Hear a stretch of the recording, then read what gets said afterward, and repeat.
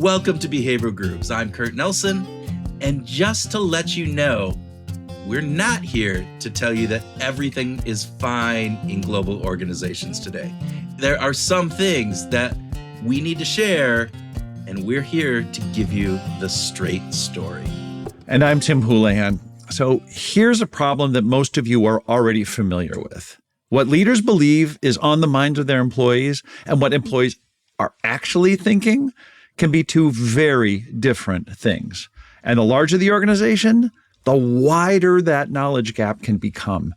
And that makes organizational change a landmine-filled territory. Which gets us to the heart of the conversation that we had today with Julia Dhar. Now, Julia is the author of How Change Really Works. Julia is a behavioral economist and is the co-founder of the Boston Consulting Group's Behavioral Science Group. And she raises a pretty uncomfortable question. She asks, if we've been studying change management for decades, and I mean decades, why are organizations still so bad at it, Tim? Why? Why are they so bad? Right. It seems like a lot of organizations are still operating under that field of dreams logic, right? Like, if we build it, they will come. Yeah, sure. No. Yeah, exactly. Except as Julia says in our conversation about employees, if you build it, they still probably won't come. Yeah. And that, like the communication gap, really needs to be addressed. Then she used another great metaphor that really stuck with this. And this is the one big thing that we want you to take away from this conversation. If there's one thing you remember this analogy, right? She talks about organizations like airplanes with leaders in the cockpits. In order to do the best job at flying the plane, leaders need good information and easy to read instruments in that cockpit. Yeah. And when information stops flowing honestly to the people at the controls, such as when there are massive communication knowledge gaps between the rank and file and leadership of the organization, leaders can end up making bad decisions. Because if they're only getting filtered or inaccurate views of reality, they're just going to make decisions with the data points that they have. Yeah. Now, the behavioral science lens shows us that humans are naturally motivated to avoid that social friction, right? Yeah. And we want to respect authority. We don't want to absolutely embarrass the boss, right? No. We don't want to sound negative. We don't want to be that person going, I got an objection here. I don't think that's right. We don't want to be that person in the middle of a meeting that disagrees when everybody else is agreeing. And that's okay, right? The problem is these human tendencies can have deleterious effects on successful change initiatives. So Julia also shared some research from a global study of about 6,000 employees and executives that showed when people hear about organizational change, their first emotions are usually a combination, and this is the really clever part, it's a combination of both curiosity and anxiety at the same time. I'm still curious and a little anxiety about you using the word delirious. I can't deleterious. Even pronounce it. Oh my God, there you go. But no, this idea of curiosity and anxiety at the same time makes perfect sense, right? We as humans, we want to have progress, but as we've talked about in many other episodes, we crave that certainty, right? Yeah. Frequently, employees end up getting trapped in what Julia calls the state of curious anxiety. And leaders can either help relieve that tension, or what happens often is they unintentionally make it worse. Yeah, so buckle up, Groovers, with a fresh pour of change management and enjoy our conversation with Julia Dhar.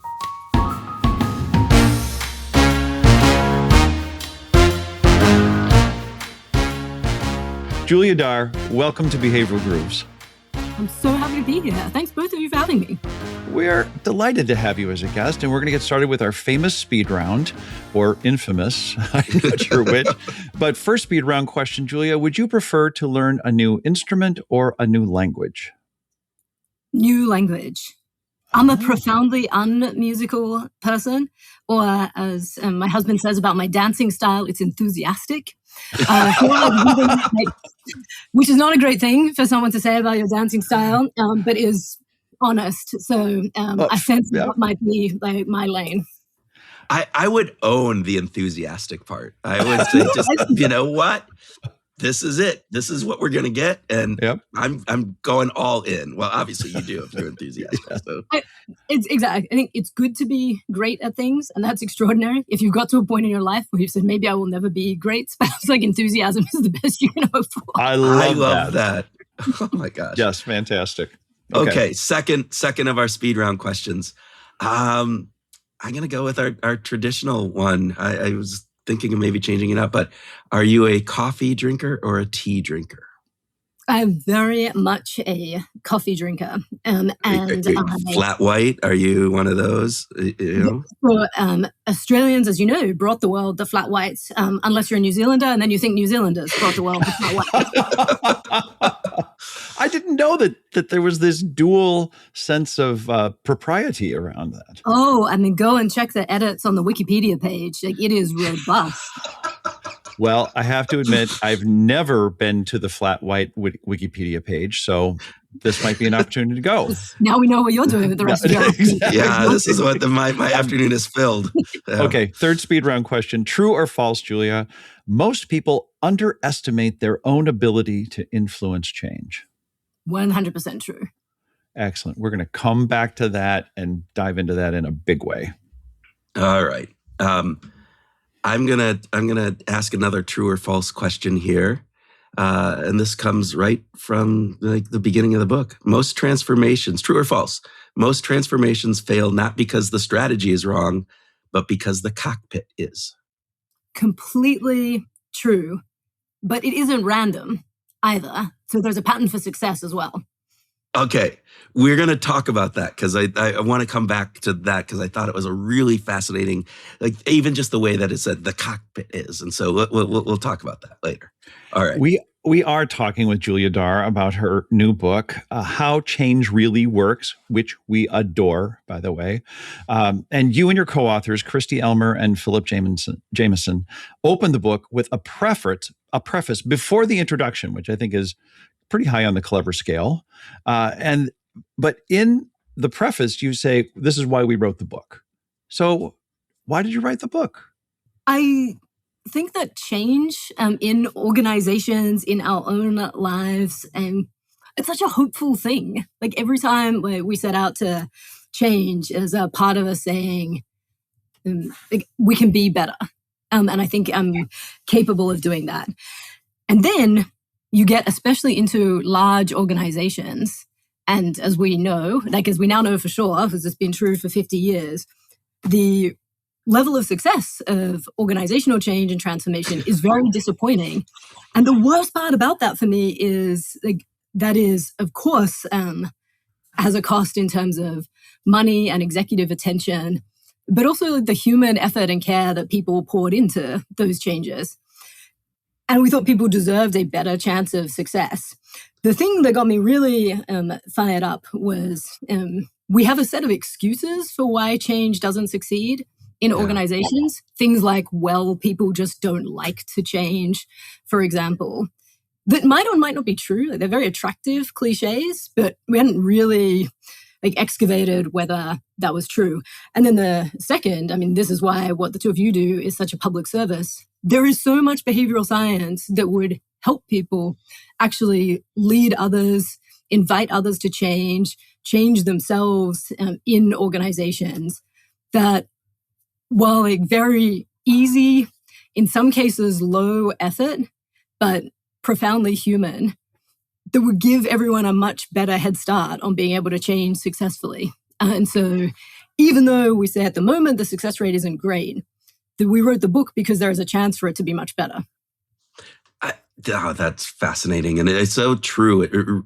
it really reflects at least the experience that we've had. And I love the idea that we've talked about change, and organizational management professors have been researching this for 50 plus, if not actually way more than that. And it doesn't seem to have moved the needle. And I really do think that there is some behavioral science pieces that we can bring in. I want to go back to the speed round question. And you talked about that strategy aspect. So it's that transformations don't fail because the strategy is wrong, but because the cockpit is. So first off, describe cockpit for the listeners who might not understand that, and then talk about what you mean by that statement.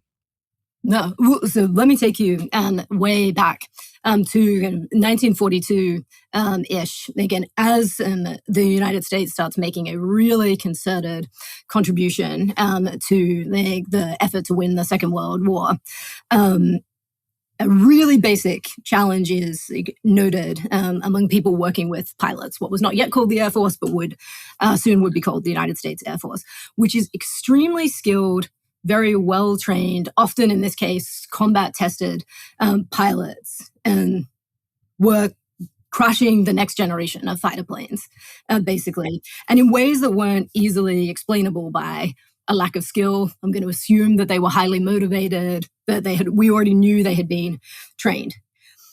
Enter, I think, one of the undersung heroes of behavioral science, Paul Fitts, one of the very first psychologists, and then eventually the builder of a true industrial organizations and industrial research team inside the US military, who did what I think is the first step in any kind of sincere effort to solve a problem that you think has human roots, which is, I'm going to climb into the cockpit beside these pilots and say, what is going on? A really good first question is, do we understand what someone's job actually is? The Office Space joke of what is it that you would say you do here? Do I know what you would do here?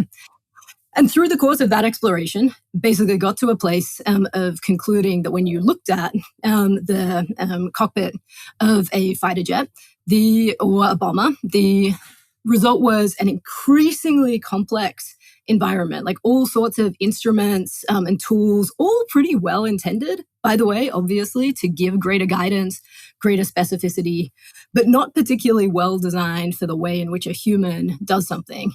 And so in moments where you need basically zero gap between a decision and an action, there was a ton of friction.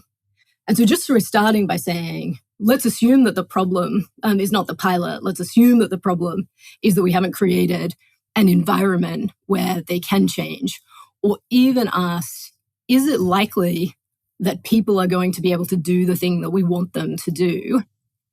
You suddenly break wide open the whole problem. That was the genesis for the book, to say the problem might not be the pilot. The problem is almost certainly the cockpit, but actually even a very well-intentioned cockpit designer who is doing everything they can to help, or everything they think they can to help, and ends up making it harder. Yeah. We humans, we try to do a good job of imagining what it would be like, but sometimes we're just not that good about it, especially when it comes to defining what our own motivations are in any given situation. Go ahead. You're sitting I'm sure you're sitting on a concept here that I don't want to stop. So right, and it's so true. And I think that the same happens when we get even a little bit further away from someone, or get excited about our own agenda. And so a good example is leaders in organization who have a big change or transformation plan. And you say, people who lead projects are excited about doing a project, and taking a moment to pause and say, why would anyone do this change? Why would people come with me? Do we think it is likely that they will buy what we are selling? Basically, I think is a very productive way of slowing the decision environment down. Yeah. Because all of the momentum at that point is usually towards doing the thing. But if we remember, doing the thing is usually an invitation to get some other people to do the thing. Yeah. We need to ask whether or not that's probable. Yeah. I'm curious, am I correct in remembering you started the behavioral science group at Boston Consulting? Is that right? I sure did. Yeah. You did. So which came first? Which came first for you? Behavioral science, a love for behavioral science, or your work in consulting? A couple of years in to my work at BCG, we were starting to really focus on that idea that you could have an experience of service in all kinds of settings where you weren't necessarily a paying customer. A great example is if you're getting a service from the government, especially in a country like Australia where people get all kinds of services from the government. It's reasonable that we give people a good quality service and that we make it easy for them to access services that we think are generally good for them and good for the common good. And this is right around exactly the same time that Nudge comes out, that the Behavioral Insights team is established in the United Kingdom. And that, of course, was fascinating to me as it was to so many other people, saying you can really quickly do something with research by putting it in the hands of people who are able to take thoughtful action.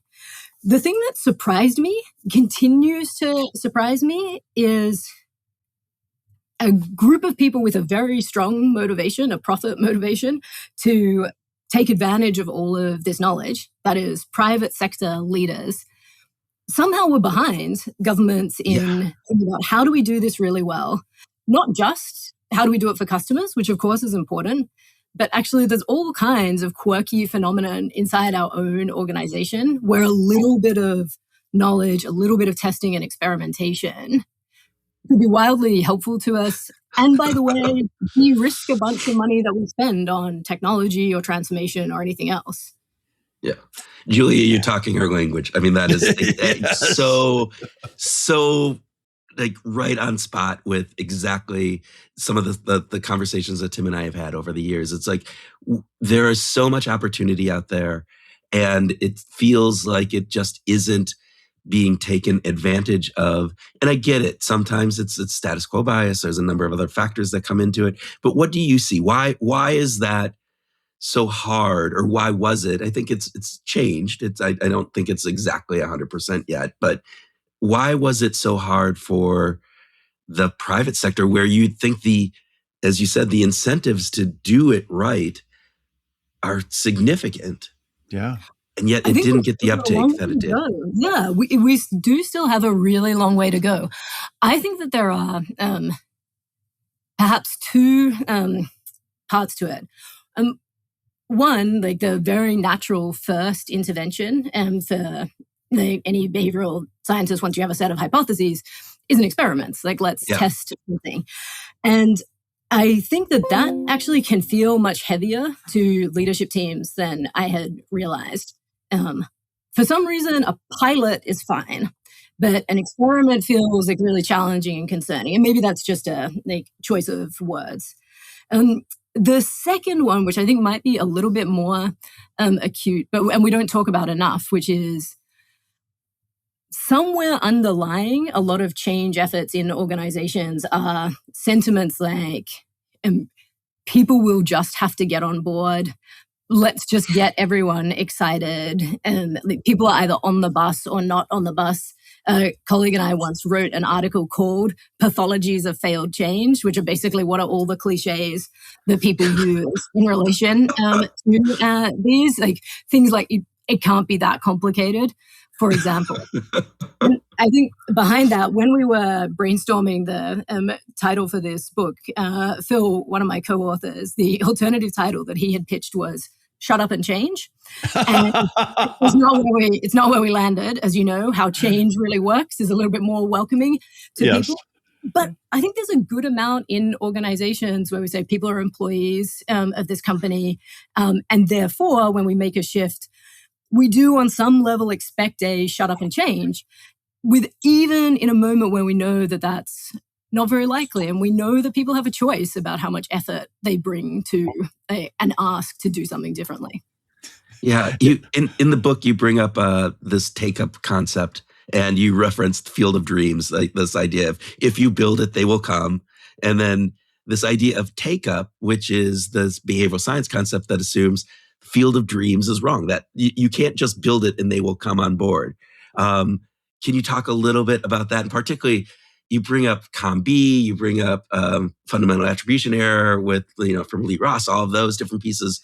Help us understand what you mean by take up, and because I think it aligns exactly with what you're just saying. If I'm not incorrect.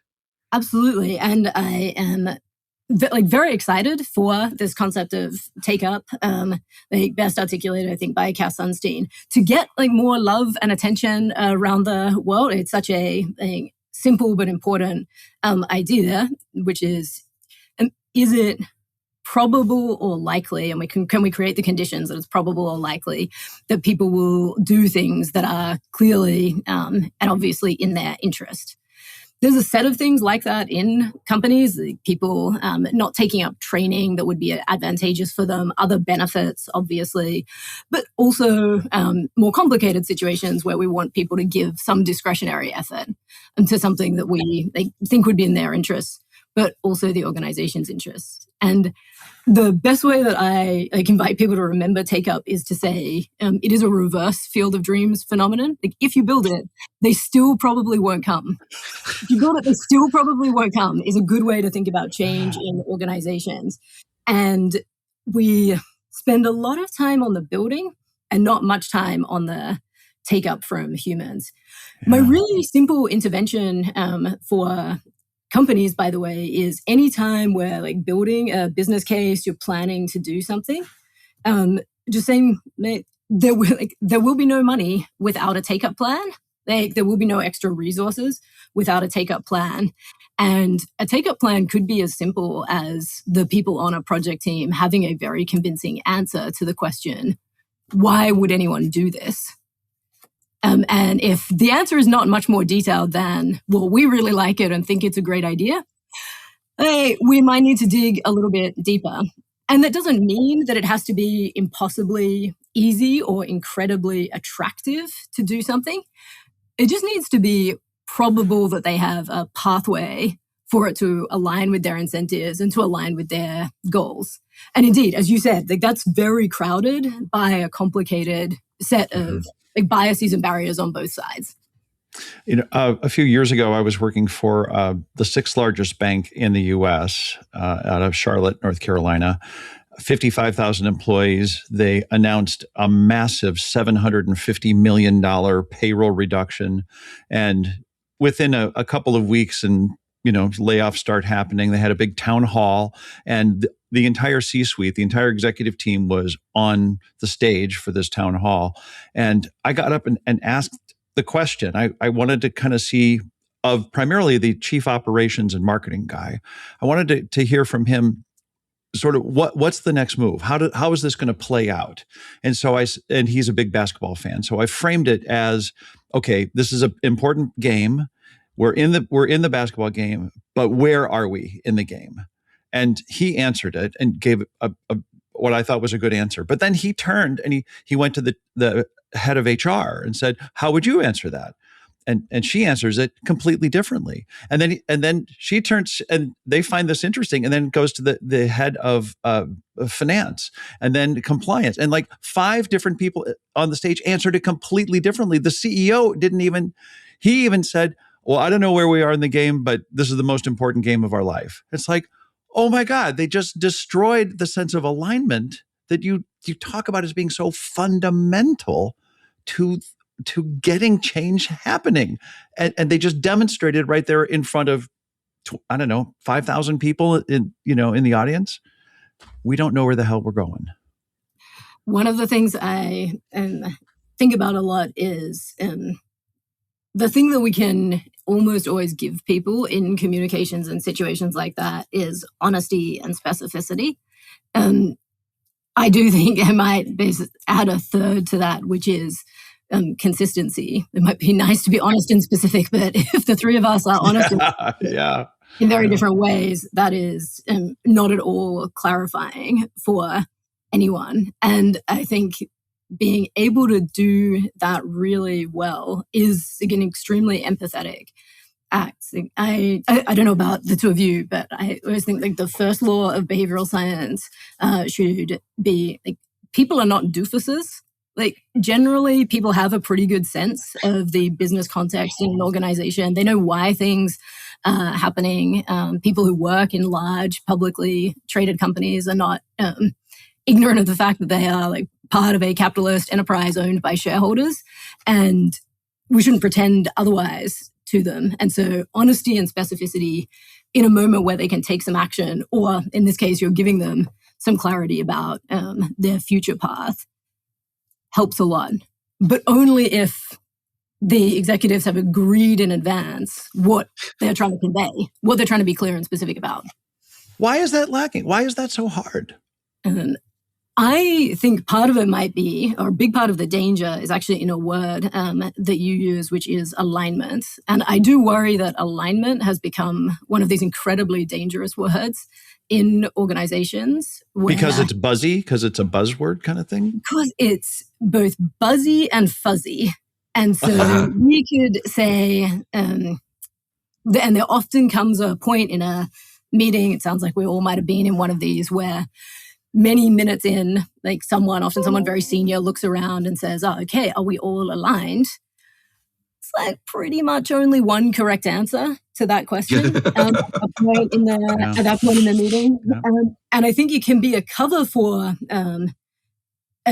any like sentiment like, Kurt, I totally agree with you. I'm completely on board. I know exactly what you're expecting me to do. Let's go. All the way through to, like, I totally reject your agenda. And by the way, everything you stand for. But there are only 2 minutes left in the meeting. And so maybe if I say that we are aligned and we're sort of like, and I just kind of expand my cognitive frame of what that could mean, I can talk myself into it. But if you press like a little bit further and say, okay, well, what's the mountain beyond alignment? And the mountain beyond alignment is agreement. And if we just changed out the word and said, do we have an agreement? I think it creates two obligations. One is an obligation on me to tell you what I'm asking you to agree to, as opposed to saying you've like seen a long presentation, like good enough. And then the second is, I think it requires like a much more committal response of whether or not you do in fact agree. And then I think all the pretty positive things that we know about human beings, like once we have made a commitment, we will try to keep it. We're like, wired for sincerity. I think once people say they have agreed, they will try to get there. I think it's slower. Of course, it's slower to get to an agreement, but in pretty productive ways. Yeah, I think that's it. That idea of changing that word just shifts the perception of what people need to think about when they're aligning or agreeing, right? That's two different pieces to the puzzle. And I think it's so important for leaders, particularly as Tim was saying, look, you are at the, people put a lot of emphasis on the words that you say, on the way that you behave and the way that you act. And we've talked to a number of people about the extra emphasis that employees look up to leaders to see how they're responding and how they're doing. And that feeds back into how they're doing. And one of the things, and this is, I'm kind of taking a tangent here, you talk about in the book how change is emotional, that it's, and I think we can all agree, right? Change is an emotional component. That's just a given, right? But you bring up this key aspect where it says, oftentimes leaders rely on their instinct about that emotional and how the teams are doing and feeling and various different pieces of that. And we probably can't identify as a leader what thousands of employees are feeling. And so you really need to just don't go on your gut, but get some feedback. Is that, yeah. Does that align? I mean, I use align instead of agree. Oh my God. There we go. Yeah, nice job, Kurt. And they get some feedback on a systematic basis. And so one of my absolute favorite things we did in preparation for this book was an enormous global experiment with 6,000 people, 1,000 executives, 5,000 employees, first-line managers, about how people feel about change, how they think about change, what they do in response to change. And one of the questions was, when you hear generically about a change coming to your organization, but you don't yet have all the details, what are the first two emotions that you feel? And by far the most common is curiosity, which is encouraging. And the second is anxiety. And so a really good assumption is like we've got people trapped until we give them something else to expect in a state of curious anxiety. And that sort of trapped capacity that we have to figure out a way to unleash in the organization. But it's of course also not true that everybody is feeling that all at the same time. The same way that sometimes a while into a big change effort, people will say something like, well, I think the organization is tired. I mean, probably not. So organizations don't have feelings. It is like for sure true that like a group of individuals or teams in the organization might be tired, but unlikely that everybody is tired. The first thing we do, which comes, I think, from a good place, is to say, oh, well, we should get out there, we should talk to people, we should get some input. But that very often involves someone very senior walking around to a lot of people who are relatively junior and saying, how's it going? And then they come back and they say, well, I went out to 3 different plants last week and I asked people, how's it going? And the answer seems to be like, yeah, pretty good. And the distance, like hierarchies are real. It's very empathetic to CEOs in this situation. You say it is very, very difficult to get people to tell you the truth. But you might also say it's not realistic that people will necessarily always just volunteer the truth in that situation. And so finding ways around that. I think there are simple ones like giving people permission. A CEO that I know talks about like anytime he visits a store or a distribution center says, what is the stupidest thing we do at this company? As a way to tell people it's okay to tell me whatever you're afraid to tell me. But actually systematically, in some cases, just measuring, and this is where like really short surveys can be useful. Like, what are the like strong emotions that you are feeling this week? Do you think we are likely to be successful in the change that we are undertaking? Because of course, confidence that we're going to be successful becomes pretty self-fulfilling. And my personal favorite, which is a measure, by the way, that basically every corporation on earth has agreed to, would you recommend this change or transformation to a colleague? Would you recommend it? So, Julia, do you think do those types of things need to be anonymous? I mean, do you need to use a third party in order to really get quality, honest responses?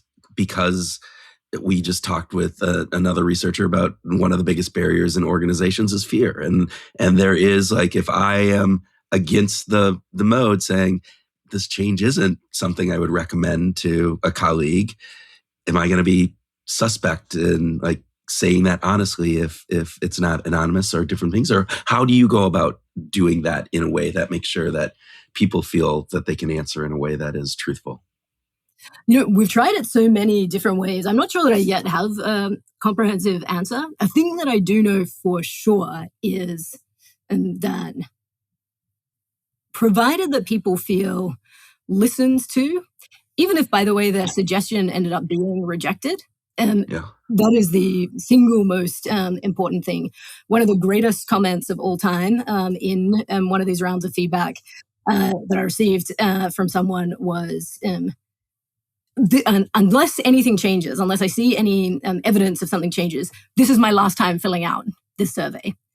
And I love that. Like, it is people are giving you some quantity of their discretionary effort and their attention and their input because they believe that you will do something with it, that someone who matters will read that and do something about it. And so you have to show people really early on that a human being on the other side read, cared about it, appreciated it.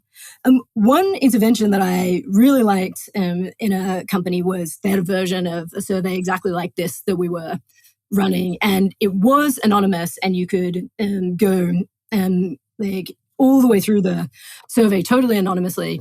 And then it said at the end, like, would you like someone to follow up with you about anything that you have said today?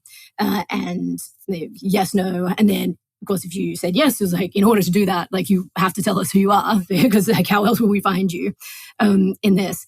And there's sort of like some beautiful glitchiness in it that, like, because in this case, the field was available to everyone. Lots of people who did not want to follow up also just wrote in their name.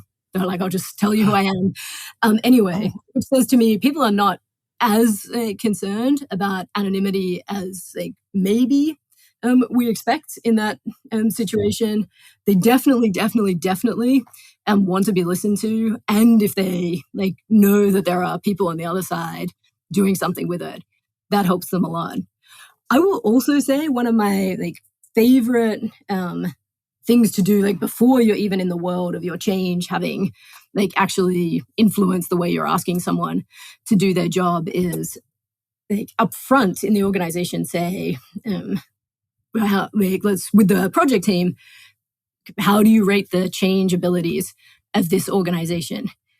Interestingly, it's very rare that anyone says we are great at changing. Mostly people say we're not good at changing. And I think what they mean is we all have a very memorable experience of a failed transformation, and that has left scar tissue in the organization.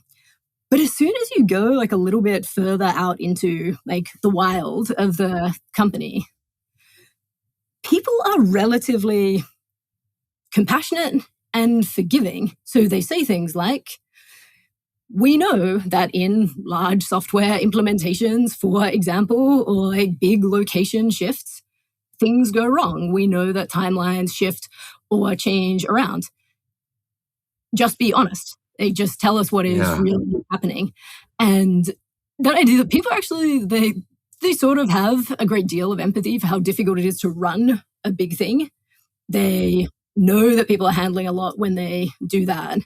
And we can probably be a bit more honest about what's really going on, what we're learning, a little bit more forthcoming than is the tendency. Because I think the tendency is sometimes when those things start to slip, we say, let's not talk about it too much. Let's wait for it to be back on track. Yeah. I'm as I'm listening to you talk about this, it reminds me of so many other conversations we've had with other researchers or people in the behavioral science world. When they look at management and they look at the health of corporations, so much seems to rely on the leadership. Is that a fair premise to start from, Julia? That the leaders do have an outsized effect on culture and how things actually change. I think that's totally right. Like, I think the thing that leaders can disproportionately do is transmit to people expectations and intent. And they have lots of opportunities to do it and to like frame that in really basic ways, like saying, here is what I expect. And my intent in telling you that information is not for you to be afraid. For example, my intent is to invite you to be part of something. So the opportunity to clarify expectations and intent. Of course, and I think that I know the two of you talk about this all the time.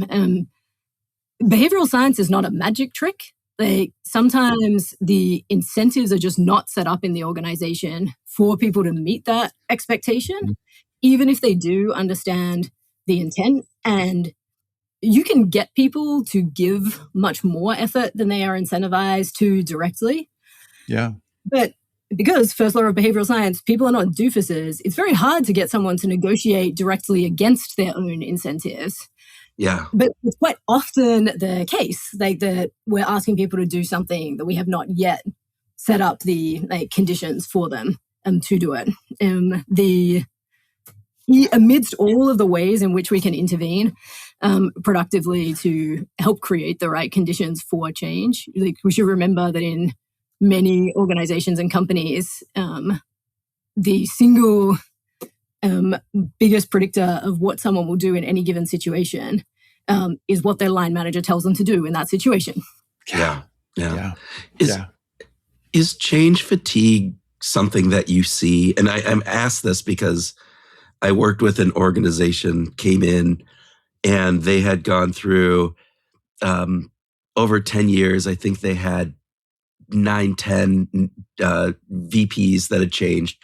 Literally between like 6 months and 18 months was the average. And they almost, it seemed like, at least from the people that we talked to, is they would come in, there'd be a month of like checking things out, and then they would change things.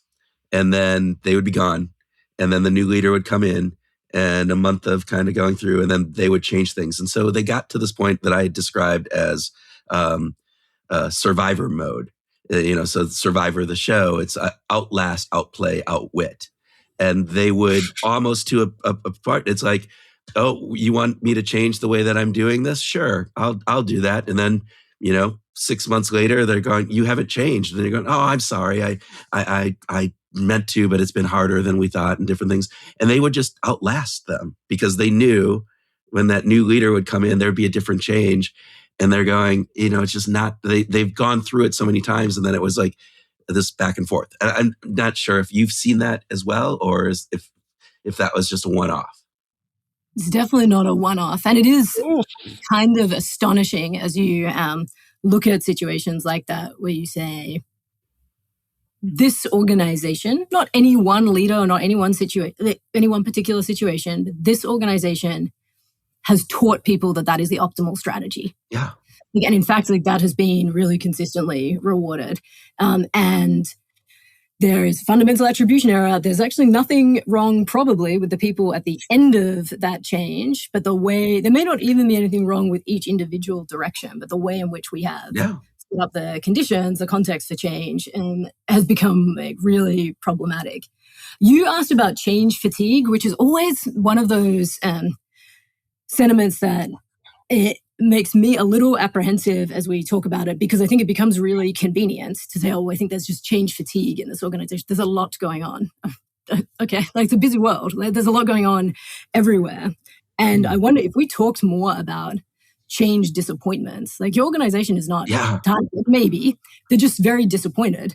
And the returns that they have seen on their efforts are not very high. And so, of course, a very rational adaptive strategy is to say, I'm going to see exactly how passively I can resist you and wait you out. I'm going to very strategically procrastinate on this change. And so if we said, let's talk about change disappointment, because it is also definitely true that every failed change ebbs away a little bit. Exactly how much, I don't know, but at that adaptive capacity and willingness for the organization to change. We talk a bit in the book about self-efficacy and why that's so, basically believing that you can change becomes effectively a self-fulfilling prophecy for individuals. I think the best extension of the Albert Bandura's self-efficacy research is this notion of collective self-efficacy. And when you think about it for a second, it sounds hilarious that efficacy, but also collective. But it's so important. And this idea that whether or not this group of people believes that we have the capability and resources to change will be pretty determinative of whether they can. Hey Groovers, quick break from the conversation to talk about something we don't bring up enough on the show. Yeah, that's right. When we're not behind the mic, we're working with organizations to apply behavioral science in ways that actually move the needle for leaders, teams, and whole cultures. So whether it's designing smarter incentives, boosting engagement, setting goals that actually stick, or helping teams navigate change, we bring real science to real workplace challenges. And we don't just talk theory. Our approach blends research-backed insights with hands-on strategies that drive results. Now, we've seen small behavioral shifts lead to big wins in Fortune 500 companies and scrappy startups and even in mission-driven nonprofits. Yeah, and we bring the same curiosity, creativity, and care to our client work that we bring to every episode of the show. Really, I think people might want more than what we bring to the show. You probably have a point there. You're probably right. Okay, so we'll bring more care and creativity to our work with you and your teams than what we do on the show. Yes, more care. So if you're ready to build stronger motivation, better team dynamics, and maybe even make your workplace a little more groovy, yeah, reach out to us.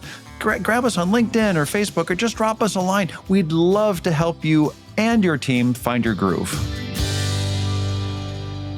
I like the idea of change disappointment. And it goes back, I think, to what you said, your study showed that, hey, when change happens, it's curiosity and anxiety. And I think that change disappointment probably shifts that. You probably get more anxiety than you did curiosity because of that. So, yeah. Oh, people say here we go again. Yeah. Oh, yeah. Yeah. There's like the idea that like, and Adam Grant talks about it as like we end up languishing, basically. Yeah, that feels right. Yeah, languish is so, great. Julia, before we went live, we were chit-chatting about different aspects of the book. And the second half of the book is really all about putting the principles to work, which we love, because you're still doing it with all the verve and behavioral science that we love, in reading. And so it's so thorough. But you mentioned, what about the endings? Because there's a whole chapter dedicated to ending the change. We know the peak end rule is important. Danny Kahneman figured that out years ago. Why? First of all, why is ending so important? And my second half of the question is, why aren't executives paying more attention to it?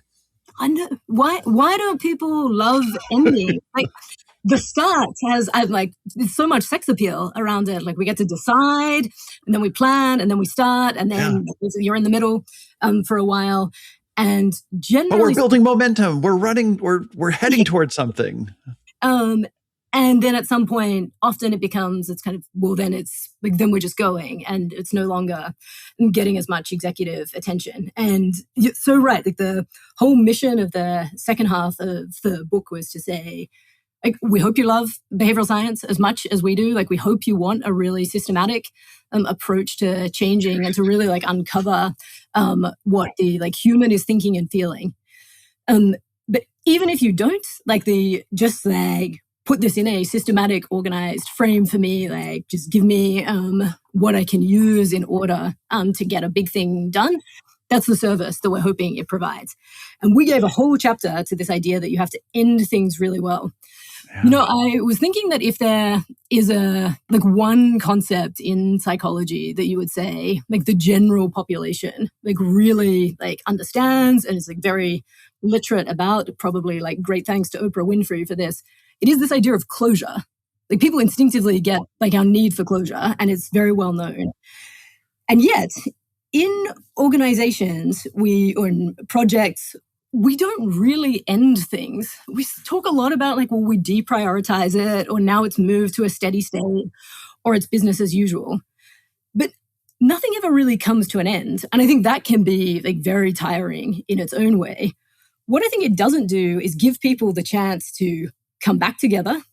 So we have closed this component of the work, or this way in which the team is operating for now. Give people the chance to do the things we know that our brain does at a moment of ending, like consolidate our learning, reflect on what has happened, remind people, by the way, how far they have come. So they say, oh, like, actually, we are capable of changing in quite impressive ways. Like, I'm much further ahead than I thought we would be at this stage. Do an ending really, really well. And then kind of gather the momentum and enthusiasm to be able to start something else.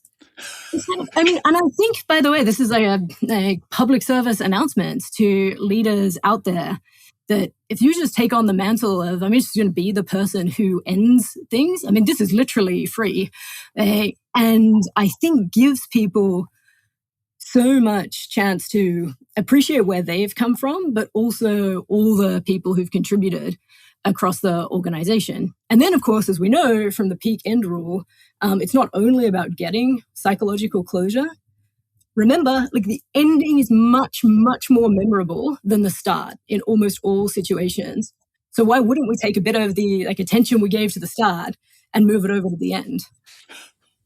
I think the goodwill you can get on the end is huge as well. So why not? Right. I think you've just given leaders a new playbook that they can take and actually make a real big difference. But buy the whole book, because it's chock full of great stuff.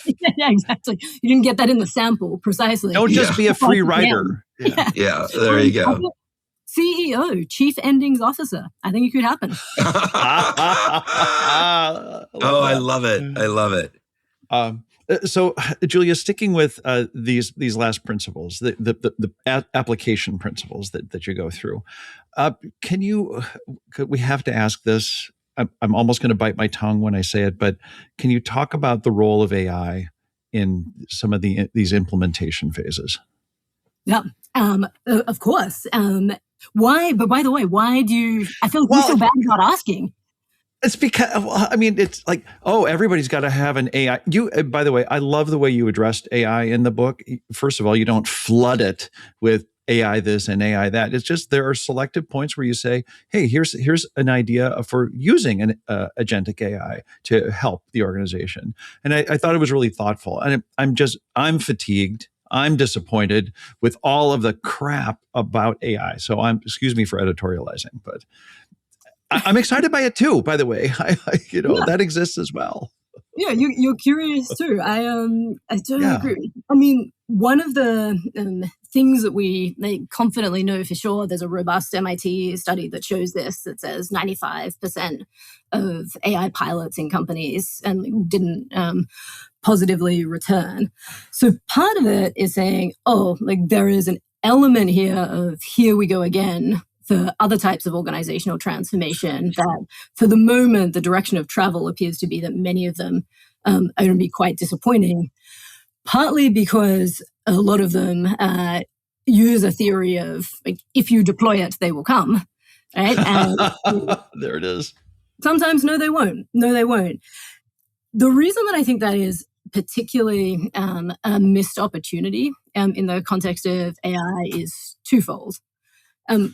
One, because we talk all the time about what a potentially disruptive technology it is, I think it's reasonable to assume that in that curiosity emotion that people are feeling, the anxious might be outweighing the curious plenty of times. And the vaguer that we are about what we think it means for the company, the worse that is likely to get for individuals.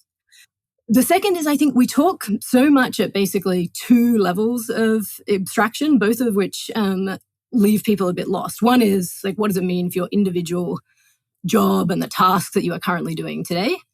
And the other is, what might the implications be for society or even for the whole company? And hardly ever about the team or the handoff or the collaboration. Like, so much of what we do in a company is basically to prepare something to hand it off to another person. Yep. And that's where a lot of opportunity and value is created. It's also where plenty of it is lost, by the way. But why aren't we talking much more about how the interactions between humans have the potential to be influenced here? Because that is where I think, if you were to say, here's where there is something potentially really heroic that we could do together, most of work, we think people are underserved. People feel undercoached by managers. They worry that things get dropped or that quality is lost when they hand it off to other people. It's not as though we have perfected human collaboration and straightforward, cheap, highly accountable ways for information and wisdom to move through an organization, or for people to get better at doing what they're doing. These are really good things. And these are things that people could also want for themselves. And I think instead we are very often down in the task or up in the company and not enough in the team. Yeah. Yeah. Oh, Yeah. That's amazing. When before we went live, we always tee up. We let guests know that we're going to talk about music. And I've got a slightly odd question here for you. That's relatively musically driven, because you've seemed excited about maybe talking about music. So I got a question for you too, by the way, about music. Okay. But yes, no. Well, make sure you direct that to Kurt, because he's always the best one to answer music questions. So Julia, if driving change in an organization was a piece of music, would it be more like jazz, which is improvisational and adaptive, or would it be more like a classical or orchestral piece that is more structured and deliberate? Oh, you have hit on one of the great existential debates of this author team. By the way, unknowingly, into the maelstrom of musical controversy. Wow. Let me explain why to your listeners. My co-author Phil Jamison is by training a musician and a composer, and was also the chief of staff and head of strategy for the Sydney Symphony Orchestra. okay. And obviously he has. And one of the things that he does frequently is take business leaders to the symphony to use that as a demonstration of what collaboration looks like, but also like the role of the conductor, but the importance of composition and interpretation, all of this. And then, by the way, one of the like great like prototypical pieces of like Boston Consulting Group thought leadership was around this idea that like strategy is basically jazz, that it's highly adaptive and responsive and improvisational. So this was a huge existential debate for us around like what's the right metaphor for what we are trying to do. The thing that we always got really, I don't think we ever got to a conclusion. The thing we got bent out of shape about that we couldn't resolve is the challenge with both metaphors is we talk a lot about the musicians and almost never about the audience. And so our like big debate was like, who is the audience in this situation? Like, is the audience the rest of the company? Like, is the audience Wall Street? Like, what are we, generally speaking, like professional musicians are hoping to play for an audience? And that idea of like, who are they serving? I told you one of the alternative titles for the book, the very original one, which is ruled out as being too confusing, but I think gets to the heart of what we were trying to say, was Customers of Change. And the idea was like, if you approached organizational change like a customer experience where people could choose to buy or not, and they could like decide how much to spend, and you had to be like anticipatory of their objections, you would have a better approach. And so we were there constantly wrestling with, are the customers of change, like, are they in the jazz quartet?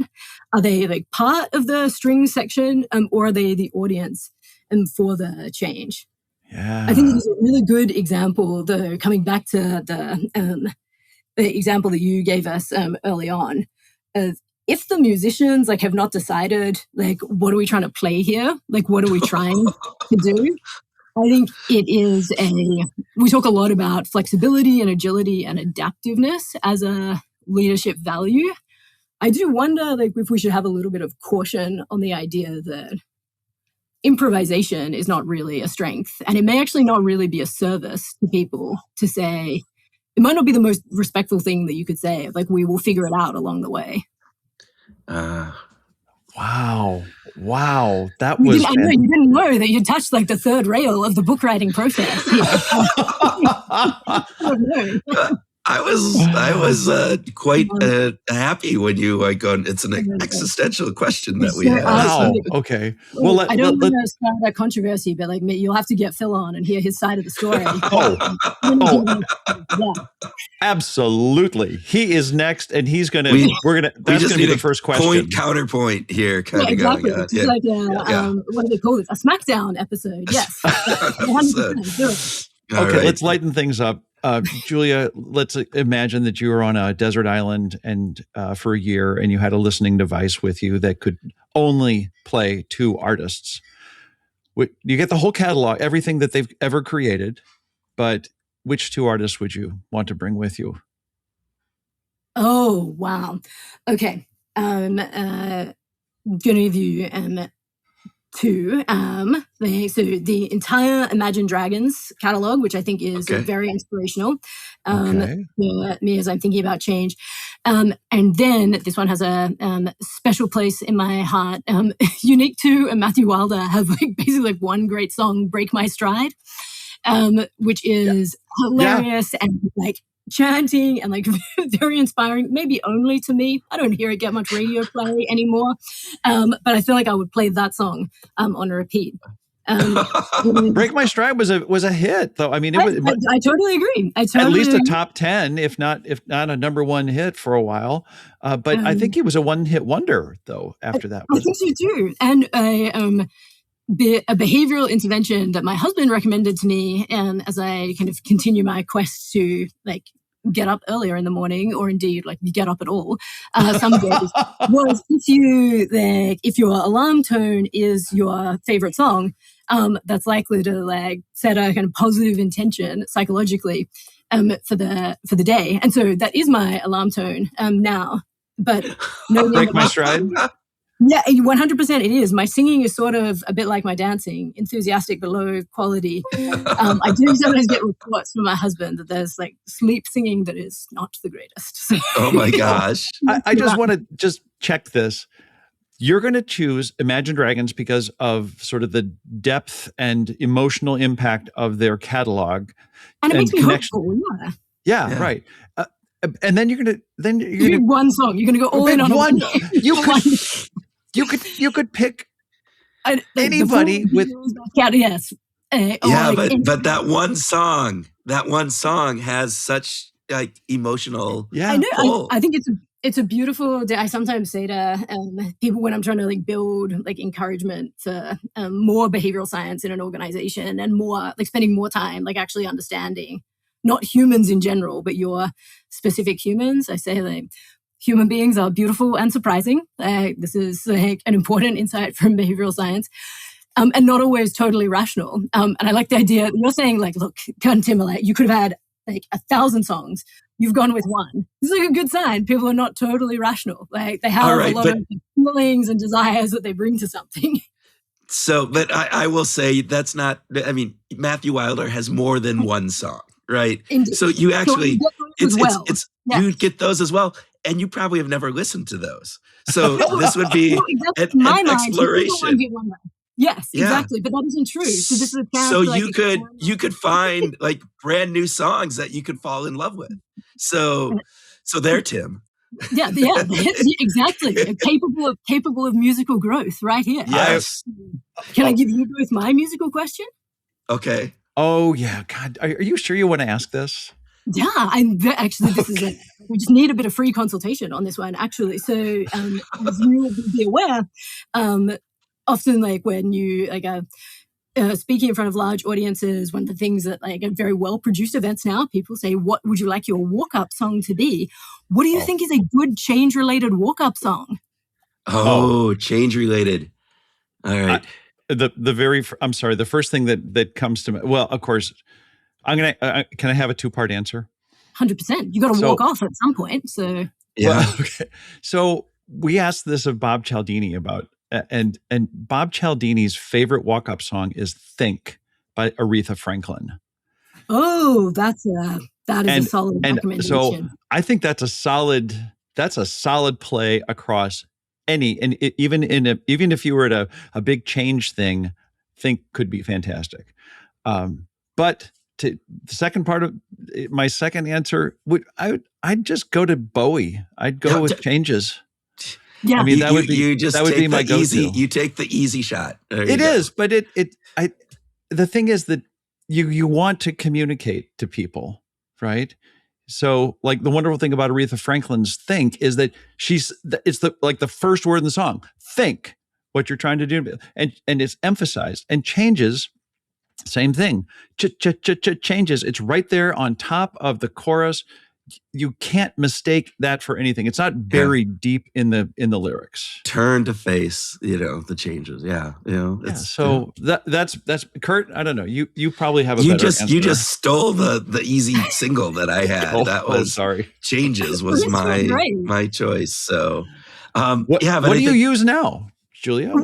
So we're in this like place of testing this out. I'm like quite a fan of John Mayer's "Changing." I saw him play it live a couple of weeks ago, and I think it's actually like beautiful. It's about this idea that like we're never finished changing. Yeah, we're always kind of in the middle of change, and I like changing as it's a verb. We can't just like it's not a description or a noun of something that we are trying to do. I like "Work" by Rihanna. I think there are like this idea you have to put in some effort, but I'm taking submissions if people have ideas. All right. Well, we will ask that out to our listeners, and so we'll make sure that they can add in potential options for you. So, Julia Dhar, thank you so much. It's been such a pleasure having you as a guest on Behavioral Grooves. Oh, the pleasure was mine. Thank you both.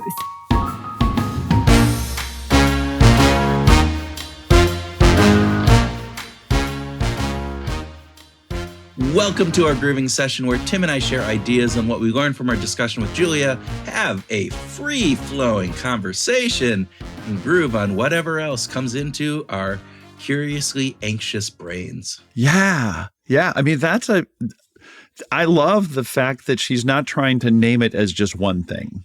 It's not, Well, it it's not isn't. this way or the other. It's both. Both are happening at the same time. And that's okay.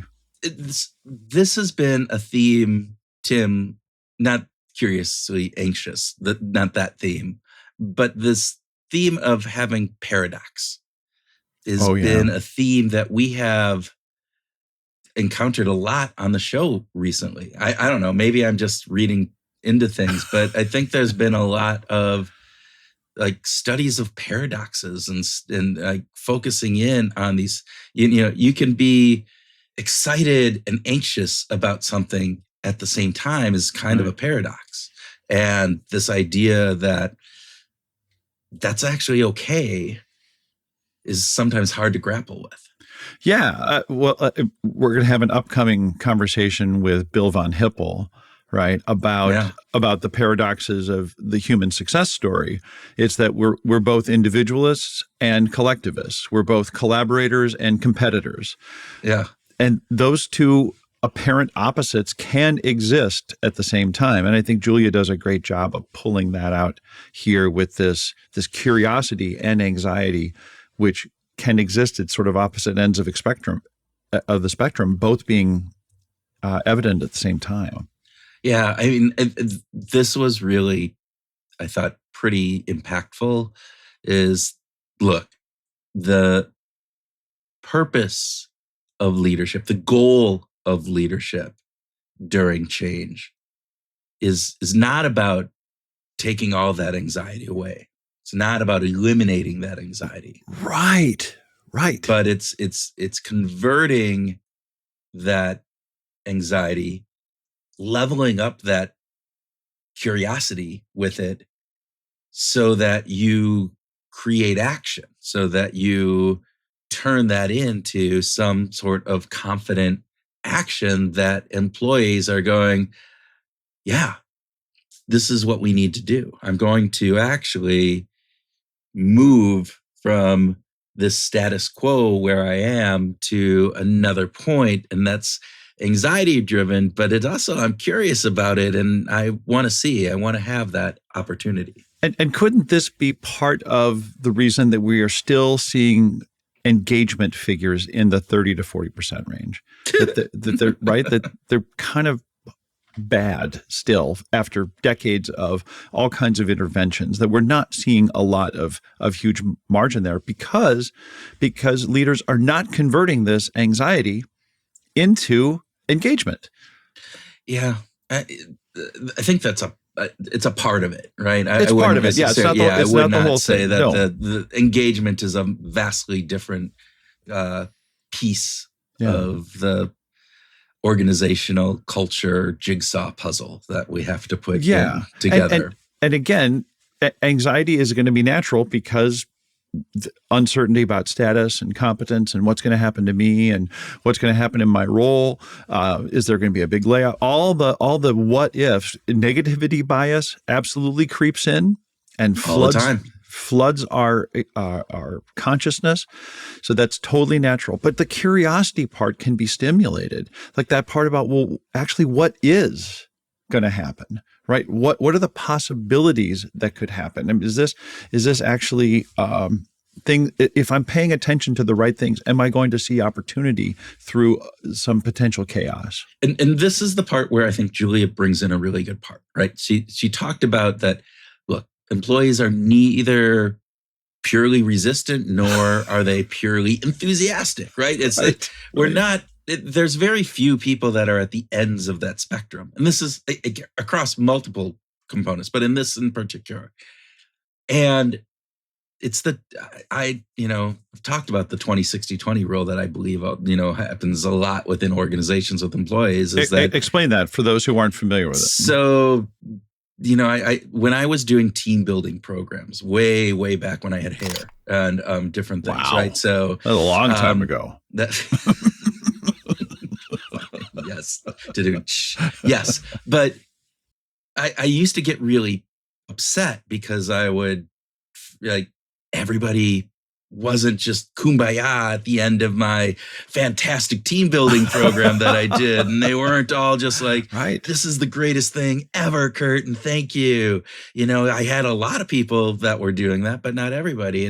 And it kind of dawned on me, and it was through conversations with multitudes of different facilitators and people much smarter than me, is this idea that, you know what, we could play tiddlywinks, right? And just tiddlywinks for all those young people. It was an old game that you would push down on things and they'd flip up. And I don't even know if there was a goal to the game, but you'd flip things up by applying pressure on one side of things.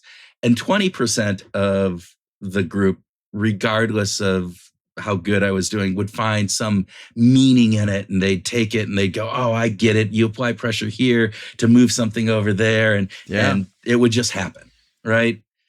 And I could do the best team building program ever.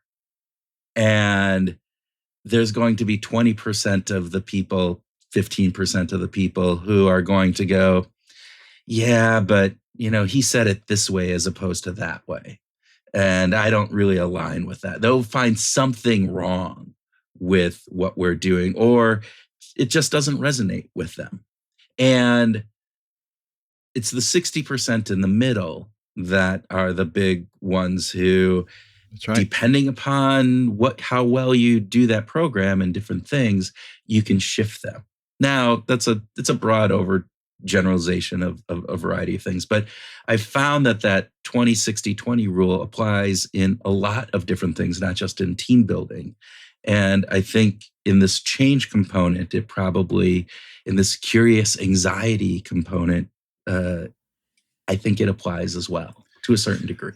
And explain that for just a second. So you're thinking that there's going to be 20% that are curious and that lean more curious, and 20% that lean more anxious. Tell me more about that. No, I don't think that. I think that there's going to be you put a change initiative in place, and 20% are going to embrace it.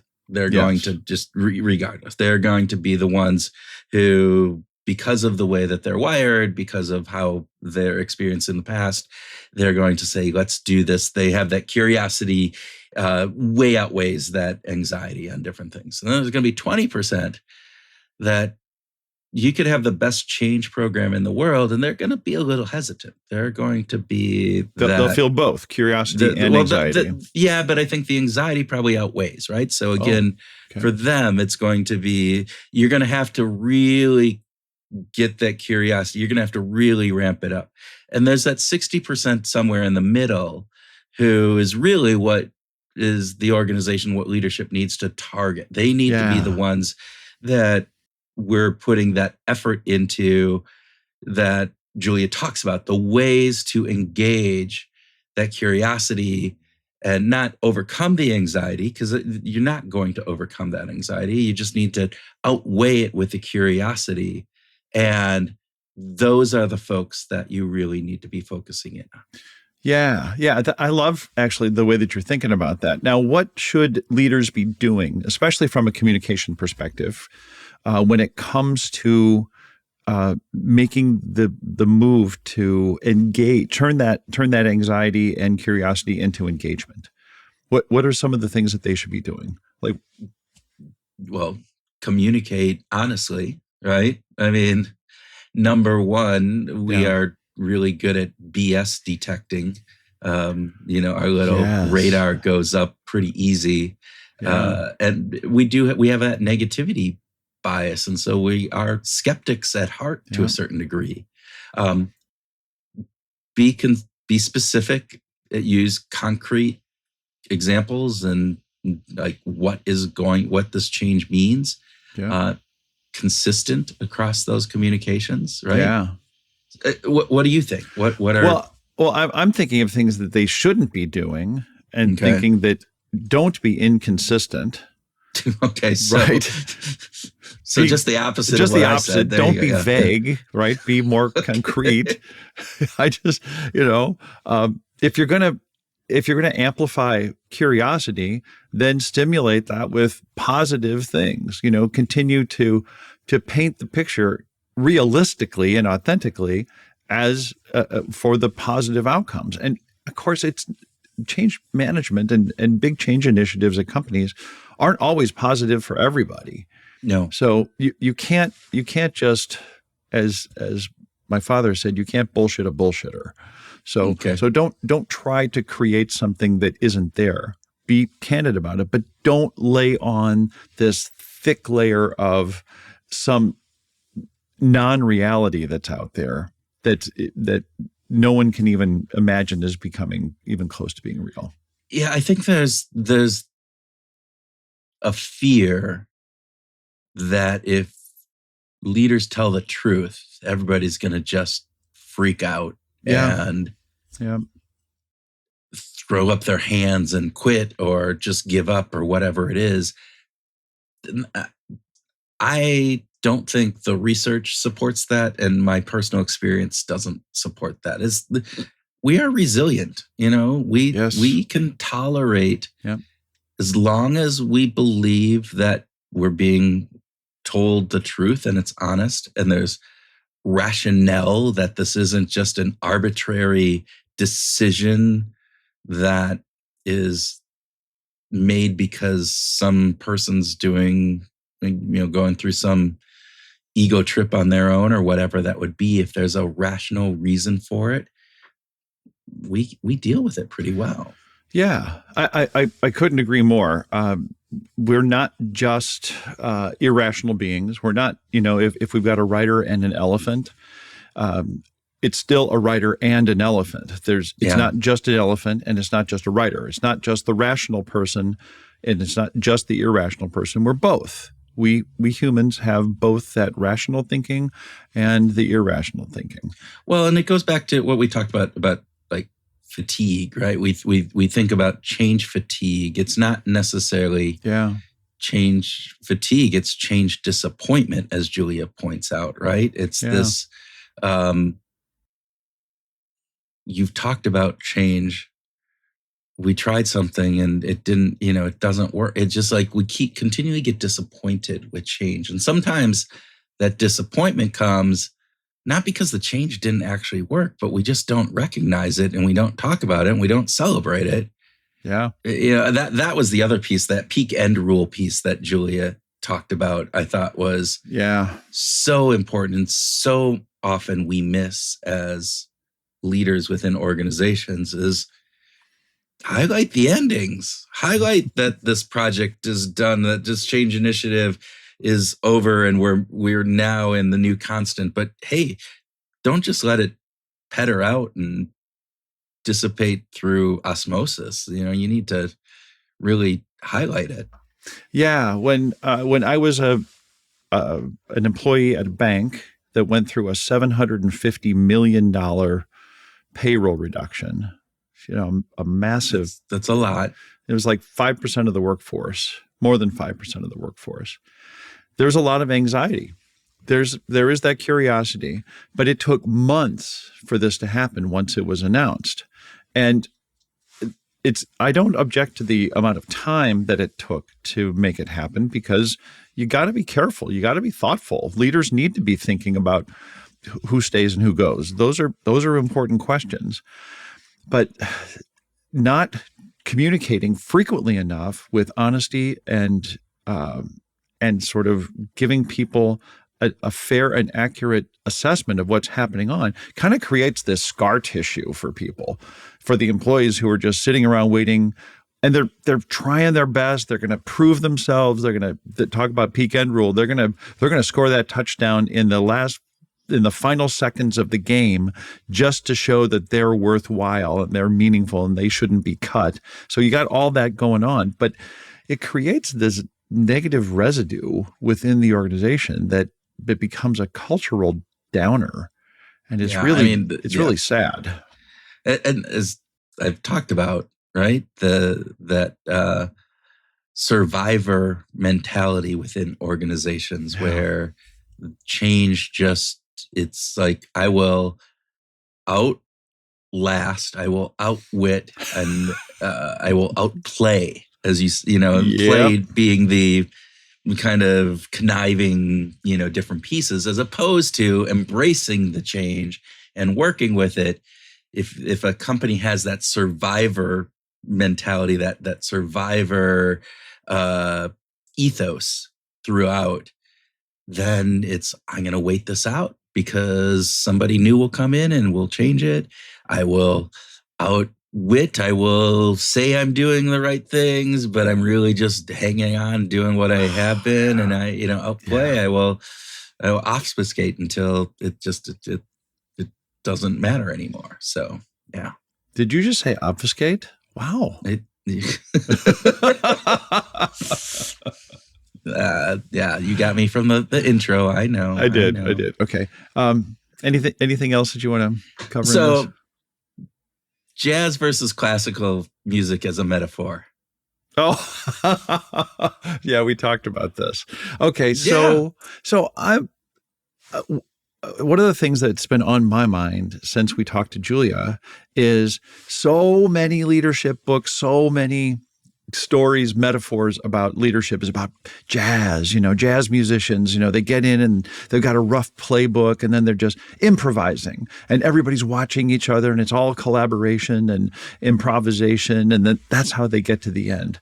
And I was thinking with Julia's really great insight and the work that she's done in research, it informs me that sometimes change is more like a symphony. Like there's a whole bunch of players that have very specific parts to play that are already scripted. And when everybody plays those parts, the right notes at the right time, you wind up with a fantastic piece of music. So what I come away with is this. Sometimes it's important to be a jazz player, but sometimes it's important to follow the symphony as well. Why are you dissing on jazz players, man? I love jazz players. I do. Love him. I just love him. No, I think it's a really great insight. Again, too often we fall into that easy trap of saying that jazz metaphor sounds fantastic, doesn't it? Right. Doesn't it make you go, yeah, I want to be part of that? We're improvising. We're on stage. It's not, all right. We're going to shift with, how everything's moving on. We're agile. We're light. Yeah. All that stuff. I mean, they sound great, but every jazz improv session doesn't have great music that comes out of it. Sometimes it's like, holy crap, where did we go? I mean, and I'm not a jazz player. I don't, but I've heard enough that I can go, yeah, that did not work, right? Yeah, so, unless it's, Pat Metheny or Miles Davis or, and even all of those high level every players. Single one. I'm sure they're I'm sure they've had some flops. Yeah. Yeah. That being said, sometimes you really do need people to, here's the specific role, here are the notes that I need to play, and here's when I need to play them. And if we all do this right, then we're going to have this wonderful composition that just gets done and played well. Yeah, because that symphonic piece of music is that very that's the clarity and the shared purpose and shared communication and sort of that coordination of this is how we're going to get this done. Different people are going to play different roles in it at specific times to do this. And that kind of clarity can reduce a lot of anxiety, I think. Yeah. As opposed to, I don't know how it's going to turn out. We're all light on our feet. We're improvising anxious as we go. Again. Oh my God. Going into that. Yeah. No, I know my part. I know when I'm going to join in. Everybody else I know is which goes back to the other piece though, is you have to trust that, again, in either of those metaphors, you have to trust that the other players in the band, in the orchestra, have the skill set and the ability and the motivation to play their part right and to do that. And she talks about that idea of collective change as opposed to collective self-efficacy versus individual self-efficacy. And that is another thing that leaders need to really convey is, as an organization, we have the capabilities to do this. We have the right people in place. We have the right systems. We have the right sheet music that we're going to be playing from and everybody has their instrument and they know enough that they were going to be able to do this. So, Yes. Well said. okay. Well said. Wrap it up. Yes. Yeah. Just a quick reminder, folks, if you are not engaged in our Facebook Behavioral Grooves community page, come on out and join us. Kurt And is out even there. if you are a member, go out there right now and answer one of the questions that you haven't answered, because I know everybody that's part of that group hasn't answered, hasn't responded to those questions. Get out there. I want 275 responses to the last question that's out there. 275 people should answer who's this a member. afternoon, right now, today. Now, Yes. Get out there and do that. All right. Yeah. Be a symphony player. Just play your part. There you go. Yes. And then obviously also sign up for our Substack newsletter. Great information. We were just commenting, our producer helps put that out and write it, and she's been doing fantastic. It's just amazing how well it's written and different things. And so really great insights. In fact, I just got an independent email from one of our regular listeners who really enjoys reading our Substack newsletter. And I love hearing that. It's like one thing that we do this podcast, but I think it's a second initiative that we've got, that Caroline, our producer, puts together fantastic content in that newsletter every week. So please check that out. And if you like us, leave us a review on, Apple, on Spotify, on Podbean, wherever you listen. Just leave us a review. We don't talk about this like we used to talk about it all the time, but it really does help more people find this information. And so the more and better reviews that we have, the more likely the algorithms, as they like to say, will come and share this with other people. And that's really what we want. We want this to be shared as broadly so that as many people can learn and benefit from our great guests and, laugh at Tim and me when we try to think that we're smart. There we go. Which is pretty much all the time. So with that, Groovers, we hope that you take some of these wonderful insights from Julia Dhar and put them to use in your work this week as you go out and find your groove.